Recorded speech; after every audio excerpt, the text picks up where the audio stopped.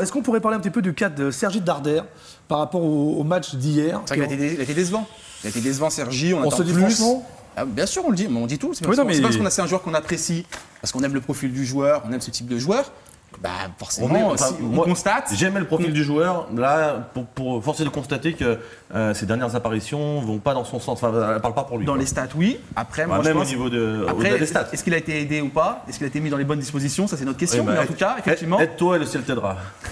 Normalement, non, mais à un moment donné, ça c'est bien gentil. C'est devenu un peu. Pourtant, j'ai mangé du chocolat. Non, mais à un moment donné, un joueur, quand on lui donne la possibilité de montrer ses qualités, il faut qu'il prouve. Et là, ça fait 2-3 matchs qu'on lui donne la possibilité et qu'il ne le fait pas. Alors oui, il manque de rythme, oui, il y a plein de bonnes raisons. C'est multiple. Oui. On est bien d'accord. Mais à un moment donné, dans les faits, on a les stats. Mets-toi un coup de pied au cul et fais en sorte de montrer que tu es capable de jouer, quoi. Ah, mais Tolisso est tellement au-dessus de tous les autres. Les terrains relayeurs, c'est compliqué pour les autres. Il n'aura jamais la place de Tolisso, c'est impossible. Voilà, non, mais... Toujours à libre antenne au 04 72 37 59 71 et nous avons Erwan au téléphone. Bonsoir. Oui, bonsoir à tout le monde. Bonsoir. Erwan qui était venu pour faire sa lettre pour Jean-Michel Aulas, c'est ça? Yes. Comment ça va depuis le temps? Bah écoute, ça va, ça bosse dur. Sinon, écoute, moi j'aimerais repartir sur ce que Mohamed a dit juste avant moi. Effectivement, il faut arrêter les comptes d'apothicaire, il faut qu'on joue les deux tableaux à fond parce que, comme ça a été dit, on peut se retrouver avec rien à la fin de la saison.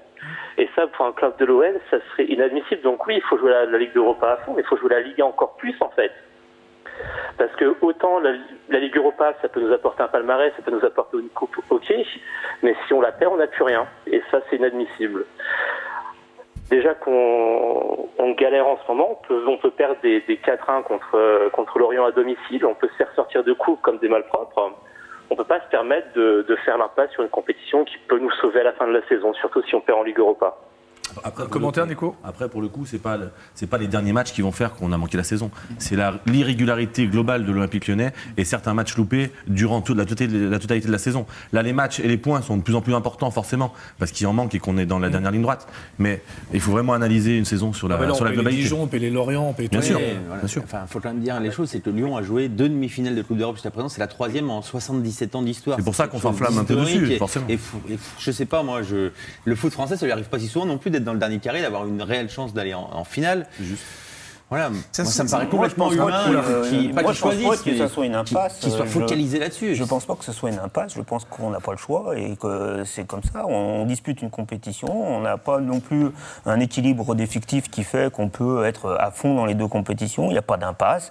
On jouait contre Monaco. La première mi-temps, je reconnais que c'était vraiment décevant, mais la deuxième mi-temps, on peut accrocher le match nul.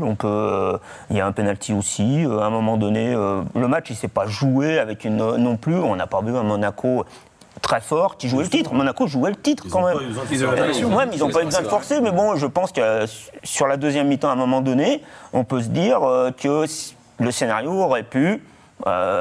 Et on ne parlait pas de. Il nous manquait quand même de force vive. Alexandre Lacazette, Corentin Tolisso, c'est des. On n'a pas le choix. On sait que c'est des créateurs. On n'a pas le choix, ils sont pas là. Ils sont pas là. Blessés, oui, on n'a pas le choix. Mais donc, du coup, forcément, ton équipe va être diminuée face à un gros adversaire, c'est certain.